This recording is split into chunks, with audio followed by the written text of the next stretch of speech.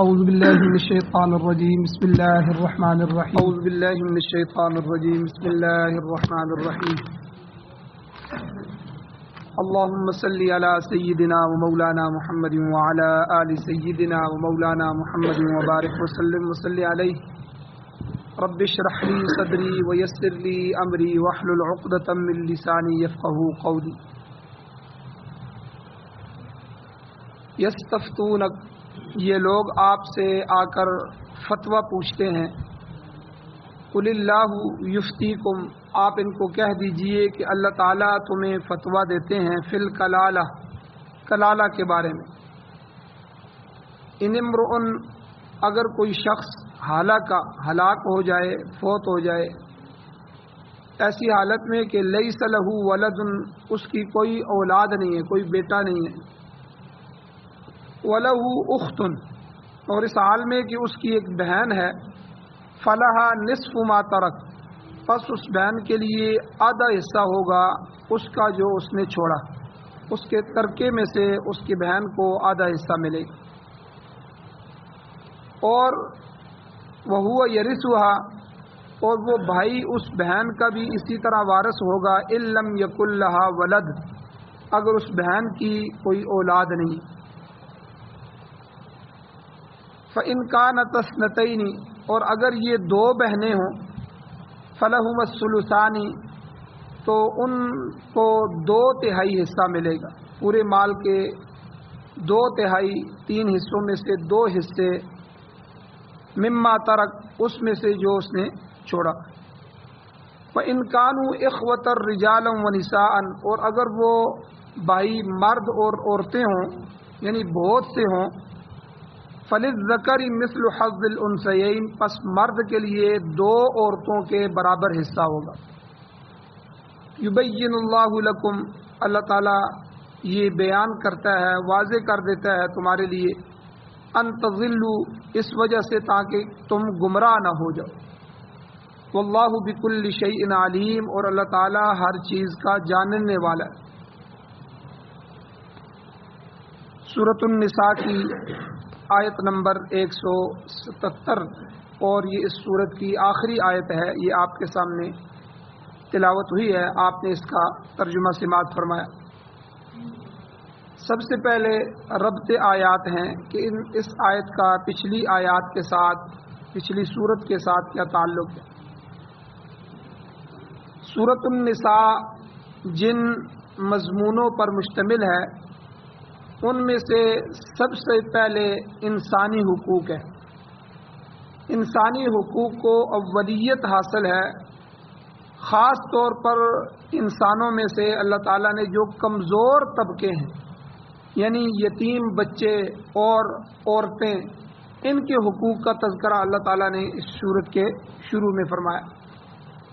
اور اسی طرح اس سورت میں معاشرتی حقوق ہیں، معاشرے کے اندر رہتے ہوئے جو بھی لوگ ہیں ہمارے ساتھ، ان کے حقوق بھی بیان ہوئے، اور نکاح کے مسائل بھی پیچھے بیان ہوئے. اور محرمات نکاح کا بھی ذکر ہوا کہ کون کون سی عورتیں ایسی ہیں کہ جن سے ہمارا نکاح کرنا جائز نہیں. اور پھر حقوق کے ضمن میں ہی وراثت جیسے اہم مسئلے کو تفصیل کے ساتھ اللہ تعالیٰ نے بیان فرمایا. سورت کی ابتدا میں وراثت کے احکام آ چکے ہیں، اس سورت کے شروع میں سارے مسائل، اور یہ اب آخری آیت بھی اسی مسئلے سے تعلق رکھتی ہے. مسئلہ وراثت کا یہ ایک اہم جز ہے جو پہلے حصے میں بیان نہیں ہو سکا، وہاں رہ گیا تھا. اب اس آخری حصے میں اس مسئلے کو آخری کو بیان کر دیا گیا. سورت کے درمیانی حصے میں بھی بعض دیگر مسائل آ گئے ہیں، ان میں توحید کو اللہ تعالیٰ نے کھول کھول کر بیان فرمایا، کفر اور شرک کی تردید بھی بیان ہوئی، اور اہل کتاب جو تھے یہودی اور عیسائی، اور خاص کر کے یہودی، ان کی ضد، ان کا عناد، ان کا بغض، اس کو بھی اللہ نے بیان فرمایا. اور طرح طرح کے بیہودہ اور لچر قسم کے جو اعتراضات تھے اور ان کے جوابات، یہ بھی بیان ہو گئے.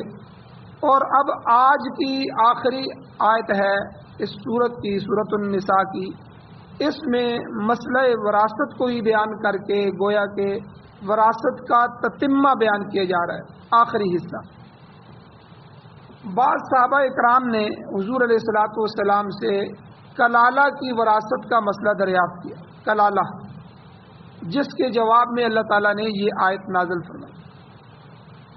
یہاں ایک اور بات سمجھ لی جائے کہ گزشتہ درس میں بھی بیان ہوا ہے کہ اہل کتاب کے سوالات اور ان کے جوابات اللہ نے کھول کر ذکر فرمائے، کیونکہ یہ لوگ ضدی تھے، بغض رکھتے تھے اسلام سے، نبی علیہ السلام سے، قرآن سے، عناد تھا ان کے دل میں، اس وجہ سے حضور نبی صلی اللہ علیہ وسلم سے بے دھڑک آ کے سوال کرتے تھے۔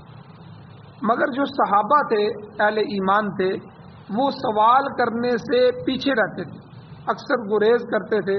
حضرت عبداللہ ابن عباس رضی اللہ تعالیٰ عنہ کی روایت میں آتا ہے کہ انہوں نے فرمایا کہ اصحاب محمد صلی اللہ علیہ وسلم سے بہتر کوئی جماعت اس دنیا میں نہیں، کیونکہ وہ آپ سے زیادہ سوال نہیں کرتے تھے، حضور کے پاس آتے، آ کے بیٹھ جاتے اور جو فرمایا اس کو سن لیا، سمعنا و اطعنا، حضور ہم نے سنا اور ہم نے اطاعت کی، بس آگے سے حکمتیں نہیں پوچھتے تھے، یہ کیوں ہوا، وہ کیوں ہوا، ایسا ہو جاتا تو ویسا ہو جاتا۔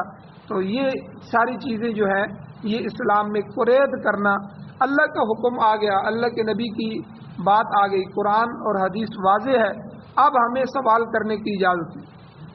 تو صحابہ بھی یہی تھے کہ حضور علیہ السلام کے سامنے آ کے بیٹھ جاتے تھے، خاموشی تھے۔ تو ہاں کسی مسئلے میں الجھن ہو، کسی مسئلے میں پریشانی ہو تو سوال کی ممانعت بھی نہیں تھی، مگر صحابہ اکرام رضی اللہ تعالیٰ عنہ اجمعین عام قسم کے بے معنی سوال نہیں کرتے تھے، بلکہ اس معاملے میں بڑے محتاط تھے۔ تو وراثت کے سلسلے میں یہ جو کلالہ کا مسئلہ تھا یہ بھی حل طلب تھا، اس لیے اس کے متعلق خود صحابہ اکرام نے حضور علیہ السلام سے سوال کیا اور پوچھا، چنانچہ اس آیت میں اسی ضمنی سوال کا جواب دیا گیا۔ اب لفظ جو کلالہ ہے، کلالہ یہ دو مادوں سے مشتق ہو سکتا ہے۔ پہلی تحقیق یہ ہے کہ کلالہ کا مادہ اکلیل کا ہے۔ اکلیل تاج کو کہتے ہیں، جو تاج سر پہ رکھا جاتا ہے، کیونکہ تاج کا جو نقش و نگار ہوتا ہے اس کے اوپر جو نقش بنائے جاتے ہیں وہ زیادہ تر درمیانی حصے کی بجائے کنارے پر ہوتے ہیں۔ آپ نے دیکھا ہوگا تاج کنارے پہ اوپر جو ہے اس پہ محنت کی جاتی ہے۔ تو اس لحاظ سے کلالہ سے مراد وہ شخص ہے جس کے نہ اصول ہے نہ فروع ہے، یعنی نہ اس کا باپ دادا وغیرہ ہے، نہ اس کے فروع یعنی بیٹے پوتے وغیرہ کوئی بھی نہیں ہے، بلکہ دائیں بائیں کنارے کے رشتہ دار یعنی بہن بھائی وغیرہ موجود ہیں، لیکن نہ اولاد ہے نہ اس کے والدین، ایسا آدمی۔ اور بعض دوسرے حضرات فرماتے ہیں کہ یہ کلالہ جو لفظ ہے یہ کلال کے مادے سے مشتق ہے، جس کا معنی ہے تھک جانا، کمزور ہو جانا۔ تو اس لحاظ سے کلالہ اس شخص کو کہا جائے گا جس کے کبھی وارث موجود نہ ہو، کبھی وارث، بلکہ ادھر ادھر کے کمزور ورثاء موجود۔ جو آدمی فوت ہو جاتا ہے، اگر اس کے والدین دنیا میں موجود ہیں یا اس کی اولاد موجود ہے، یہ کبھی وارث ہے، یہ پہلے قسم کے وارث ہیں جن کے لیے آدمی کوشش کرتا ہے کہ یار میری وراثت میرے بچوں میں چلی جائے اور یا میرے والدین کو مل جائے۔ تو جو آدمی فوت ہو جائے اور نہ اس کی اولاد ہو، بیٹا بیٹی کوئی بھی نہ ہو، نہ اس کے والدین دنیا میں ہو، تو یہ آگے کے جو ورثاء ہوتے ہیں، بہن بھائی ماموں چاچا اور اس سے آگے جتنے بھی چلے جاتے ہیں، یہ کمزور ورثاء ہیں۔ تو کبھی وارث نہیں ہے بلکہ ادھر ادھر کے کمزور ورثاء ہیں۔ تو بہرحال سیدنا صدیق اکبر رضی اللہ تعالیٰ عنہ سے منقول یہی بات ہے کہ کلالہ وہ شخص ہے جس کی نہ اولاد ہو نہ والدین۔ اب کلالہ مرد بھی ہو سکتا ہے، عورت بھی ہو سکتا ہے۔ اس صورت کے دوسرے رکوع میں ایک کلالے کا ذکر ہوا تھا، اس کلالے سے مراد مرد اور عورتیں دونوں مراد ہیں۔ اللہ فرماتے ہیں وَإِنْ كَانَ رَجُلٌ يُورَثُ كَلَالَةً أَوِ امْرَأَةٌ، یعنی اگر مرد اور عورت میں سے بطور کلالہ وراثت حاصل کی گئی ہے اور اس کا ایک بھائی یا ایک بہن ہو تو اسے کل مال کا چھٹا حصہ ملے گا۔ جتنا مال ہے اس کے 6 حصے بنائے جائیں گے، 6 میں سے छठा हिस्सा, एक हिस्सा उसको मिलेगा। और अगर एक से ज़्यादा बहन भाई, एक नहीं है, एक से ज़्यादा बहन भाई हैं, तो फिर उसको 3 हिस्से किए जाएंगे, उस माल को 6 नहीं किए जाएंगे, तो तिहाई हिस्से में उन सबको शरीक किया जाएगा, बाकी माल दूसरे वारसों में तकसीम हो।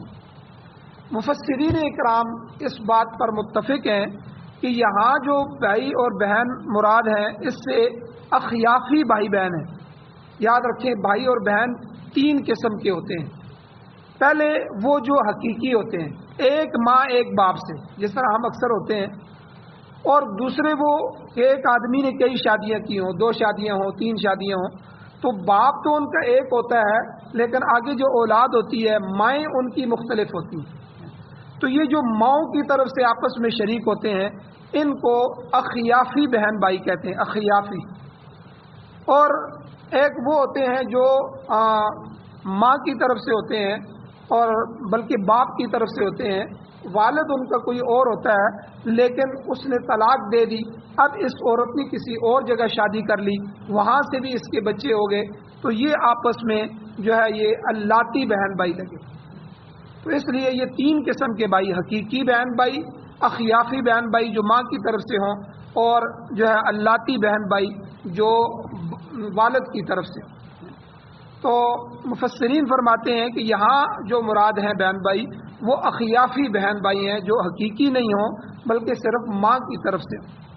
अलबत्ता इस आखिरी आयत में जिन बहन भाइयों का तज़किरा है जो यहाँ आज की है, इससे मुराद हकीकी यानी माँ और बाप दोनों की तरफ से, या अल्लाती यानी सिर्फ बाप की तरफ से जो भाई बहन हैं वो मुराद।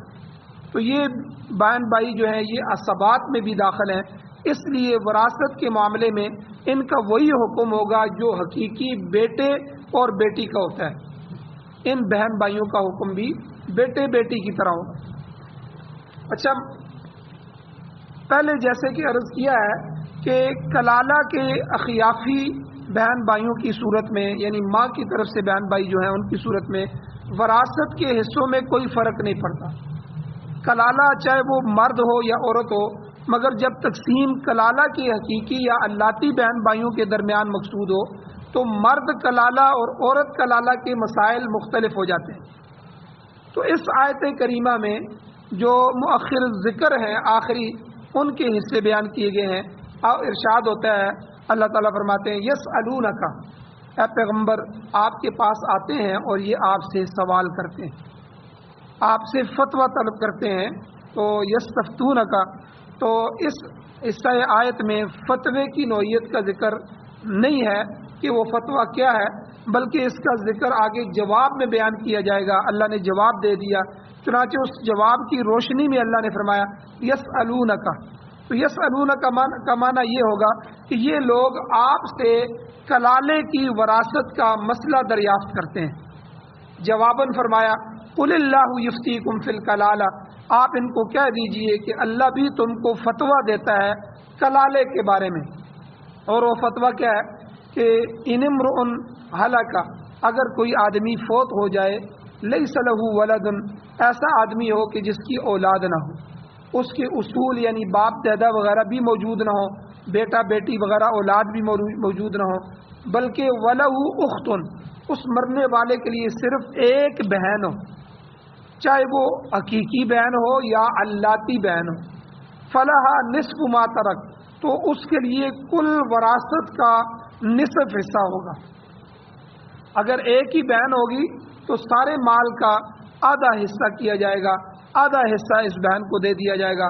रहा बाकी निसफ माल, तो उसके लिए दीगर रिश्तेदार जो होंगे, मसलन चचा है, ताया है, ये चचाजाद बहन भाई हैं, उनको तलाश किया जाएगा, उनको बाकी हिस्सा दे दिया जाएगा। मगर बाज़ फुक़हा यहाँ फरमाते हैं कि सारी की सारी जायदाद उसी एक बहन को मिल जाएगी। वजह यह है कि निसफ हिस्सा तो अल्लाह ने मुकर्रर कर दिया है, लिहाजा ये निसफ हिस्सा इसको मिल जाएगा, तो लिहाजा उसे साहिब फ़र्ज होने की हैसियत से ये मिलेगा। बाकी जो निसफ हिस्सा है वो बतौर असबा आगे जाके बाकी आदि जो है असबात को मिलेगी, तो असबा होने की वजह से वो बहन उस मैयत की असबा है, तो बाकी आधा भी उसको मिल जाएगी। اور اگر مرنے والی عورت ہے، مرد نہیں ہے عورت ہے، جس کی نہ اولاد ہے نہ ماں باپ ہے اور اس کا صرف ایک بھائی ہے، تو اس مسئلے کو بھی اللہ نے یہاں بیان فرمایا، وَهُوَ يَرِثُهَا إِن لَّمْ يَكُن لَّهَا وَلَدٌ، وہ بھائی بھی ساری جائیداد کا واحد وارث ہو جائے گا، ایسی وراثت میں مزید کسی رشتہ دار کو حصہ نہیں ملے گا۔ یہ خاص سمجھ لیں، یہ مسئلہ صرف اس صورت میں ہے جب کوئی آدمی فوت ہو جاتا ہے، نہ اس کے ماں باپ دنیا میں موجود ہیں، نہ کوئی بہن بھائی موجود ہے، اور صرف ایک بہن یا ایک بھائی ہے، تو ان دونوں کے حصے اللہ تعالیٰ نے یہاں بیان فرمائے۔ آگے اگر بہن بھائی زیادہ ہوں، اگر کلالہ یعنی مرد یا عورت کی دو یا دو سے زیادہ بہنیں ہوں یا بھائی ہوں، ان کے مسئلے آگے اللہ نے بیان فرمائے۔ فَإِنْ كَانَتْ اثْنَتَيْنِ فَلَهُمَا الثُّلُثَانِ مِمَّا تَرَكَ، تو اگر دو یا دو سے زیادہ بہنیں ہوں تو کل ترکے میں سے ان کا 2/3 حصہ ہوگا، 3 حصے کیے جائیں گے، 3 میں سے 2/3 یعنی 2 حصے 3 میں سے اٹھا کے اس کے دیے جائیں گے۔ یہ حصے بالکل حقیقی بیٹوں کی طرح ہیں کہ اگر مرنے والے کی ایک بیٹی ہو تو وہ آدھے حصے کی مالک ہوتی ہے، اگر 2 یا 2 سے زیادہ ہوں تو ان کو 2/3 مال تقسیم ہو جاتا ہے۔ اس طرح یہاں بھی ہوگا کہ اولاد اور والدین نہیں ہیں تو بہن کو بھی اسی طرح ملے گا۔ اور اگر آگے فرمایا وَإِنْ كَانُوا إِخْوَةً رِجَالًا وَنِسَاءً، اگر کلالہ کے بہن بھائی ملے جلے ہوں، بہنیں نہ ہوں، تو پہلے تو بہنوں کا حصہ بتایا، بہنیں زیادہ ہوں، اگر بہن بھی ہوں بھائی بھی ہوں تو حقیقی بیٹے بیٹیوں کی طرح وراثت ملے گی۔ فَلِلذَّكَرِ مِثْلُ حَظِّ الْأُنثَيَيْنِ، کہ اس کی روح سے ایک مرد کو 2 عورتوں کے برابر حصہ ملے گا، یعنی بھائی کا حصہ بہن سے دگنا ہو جائے گا۔ ایک بہن کو اگر 1 روپیہ مل رہا ہے تو بھائی کو اس کا ڈبل یعنی 2 حصے 2 روپے ملیں۔ تو یہ مسئلہ بیان کرنے کے بعد اللہ تعالیٰ نے فرمایا یبین اللہ لکم، اللہ تعالیٰ تمہارے لیے یہ مسائل بیان فرماتے ہیں، ہر چیز کو کھول کھول کے اللہ بیان فرماتے ہیں۔ کس وجہ سے؟ ان تضلوا، اللہ تعالیٰ واضح طور پر یہ بیان اس لیے کرتے ہیں تاکہ تم احکام الہی کو اچھی طرح سمجھ جاؤ اور کوئی غلطی کر کے کہیں گمراہ نہ ہو جاؤ۔ ان تضلوا میں لا مخذوف ہے، چھپا ہوا ہے، اللہ تعالیٰ مسائل کی وضاحت اس لیے فرماتا ہے کہ تم گمراہ نہ ہو جاؤ۔ یہ قرآن مجید آیا ہی اسی لیے ہے کہ یہ ہماری ہدایت کے لیے ہے۔ ھدی للمتقین، شروع میں اللہ نے فرما دیا الف لام میم ذالک الکتاب، یہ میری کتاب ہے، لا ریب فیہ، اس میں کسی قسم کا کوئی شک نہیں ہے، اور ھدی للمتقین، یہ متقین لوگوں کے لیے ہدایت۔ تو یہاں بھی اللہ فرماتے ہیں کہ ہم نے ہدایت کے راستے آپ کو بتا دیے قرآن کے وجہ سے، قرآن کے سبب سے۔ تو اس لیے یہاں بعض مفسرین فرماتے ہیں یہاں قراءۃً مخذوف ہے اور پورا جملہ یوں بنتا ہے قراءۃً ان تضلوا، یعنی اللہ تعالیٰ اس چیز کو ناپسند فرماتا ہے کہ تم گمراہ ہو جاؤ۔ آگے فرمایا واللہ بکل شیء علیم، اللہ تعالیٰ ہر چیز کو جاننے والا ہے، وہ تمہارے ناقص علم سے بھی واقف ہے، اس لیے اس نے تمام مسائل کی وضاحت فرما دی۔ سورۃ ھذا کے ابتدائی حصے میں آپ نے سنا کہ اللہ تعالیٰ نے اپنی جو قدرت ہے، کمال قدرت، اس کا تذکرہ فرمایا تھا۔ اللہ نے شروع میں فرمایا سورہ نساء کی یا ایھا الناس اتقوا ربکم الذی خلقکم من نفس واحدہ، یعنی اے لوگو تم اس رب سے ڈرو جس نے تمہیں ایک ہی جان سے پیدا فرمایا۔ یعنی یہ کمال قدرت کا مالک اللہ ہے، یہ اس کی قدرت کا شاہکار ہے۔ ایک جان حضرت آدم علیہ السلام سے تم کو پیدا فرمایا، پھر کروڑوں بلکہ اربوں مرد اور عورتیں انسان بنا کے اللہ نے تمہیں دنیا میں پھیلا دی۔ اور اب سورت کے آخری حصے میں بھی اللہ فرما رہے ہیں واللہ بکل شیء علیم، اللہ نے یہ فرما کر اپنے علیم کل ہونے کا جو ہے وہ ثبوت دے دیا۔ تو کمال قدرت کا مالک بھی وہی ہے، کمال علم کا مالک بھی وہی خداوند قدوس ہے۔ اس نے انسان کو گمراہی سے بچنے کے لیے تمام سامان مہیا کر دیے، نبی بھیج دیے، کتابیں بھیج دیں اور ساری کے سارے سامان بھیج دیے۔ تو وہ ہر شخص کے خیر اور شر سے بھی واقف ہے، کسی نیکوکار کے اچھے اجر میں وہ اللہ کمی بھی نہیں کرے گا، نہ اپنے سرکش کے محاسبے میں کوئی کسر چھوڑے گا۔ محاسبے کا عمل ان قریب شروع ہونے والا ہے، قیامت آنے والی ہے، اس لیے اللہ تعالیٰ نے فرمایا واتقوا اللہ، اللہ سے ڈر جاؤ، الذی تساءلون بہ والارحام، اس اللہ سے کہ جس کے واسطے سے تم سوال کرتے ہو، قرابت داروں سے خبردار رہو، ان کے حقوق کا خیال رکھو، اگر کسی کے حقوق کو پامال کرو گے تو اللہ کی گرفت میں آ جاؤ گے۔ اگر ہم یہ وراثت کے مسائل قرآن سے سیکھ کے ہم وراثت کو تقسیم نہیں کریں گے تو ہم گمراہ ہو جائیں گے۔ آج دنیا میں آپ دیکھیں، معاشرے میں زیادہ تر لوگ وراثت کو اپنے آپ سے ہی تقسیم کرتے ہیں، آ کر مفتی سے پوچھنے کی ضرورت ہی نہیں سمجھتے، قرآن سے پوچھنے کی ضرورت ہی نہیں سمجھتے، بس جس کے حصے میں جو آ گیا اس نے اس پر قبضہ کر لیا۔ بھائی بہنوں کے حقوق نہیں دے رہے، پھر بڑے بھائی چھوٹے بھائیوں کے حقوق پہ جو ہے وہ سانپ بن کے بیٹھ جاتے ہیں، تو یہ ساری کی ساری گمراہی ہے۔ اللہ اسی کو فرماتے ہیں یبین اللہ لکم ان تضلوا، اللہ تعالیٰ یہ مسائل وراثت کے کھول کھول کے اور دوسرے مسائل یہ اس لیے تمہارے لیے بیان کرتے ہیں تاکہ تم لوگ گمراہی کا شکار نہ ہو جاؤ، آخرت کو برباد نہ کر بیٹھو۔ اللہ تعالیٰ سے دعا ہے اللہ ہمیں عمل کی توفیق عطا فرمائے۔ آمین۔ الحمدللہ رب العالمین والعاقبۃ للمتقین والصلاۃ والسلام علی رسولہ النبی الامی الکریم۔ یا اللہ ہماری کمیوں کوتاہیوں کو معاف فرمائیے، درگزر فرمائیے، صغیرہ کبیرہ گناہوں کو معاف فرمائیے۔ یا اللہ اپنا رحم کرم فضل والا معاملہ فرمائیے۔ یا اللہ اپنے غضب سے، اپنے غصے سے، اپنے انتقام سے، اپنی نفرت سے ہمیں محفوظ فرمائیے۔ یا اللہ قرآن و سنت کو پڑھنے پڑھانے، سننے سنانے کی اور اسے آگے پھیلانے کی توفیق عطا فرمائیے۔ یا اللہ قرآن و سنت کی حکومت نصیب فرمائیے۔